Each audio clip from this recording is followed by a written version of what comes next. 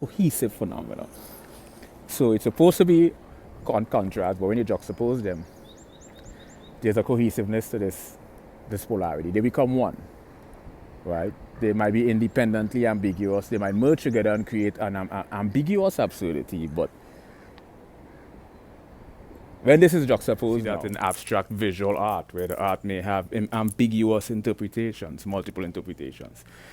And because we have the wave-particle duality in light, and what I've observed is no two atypicals, even if you look at it from a parapsychological approach or psychopathology, no two of the same bipolar or mania share the exact same phenomenon. So there's a number of different variances. So someone who's going through manic episode and grandiosity, they might have a sort of elated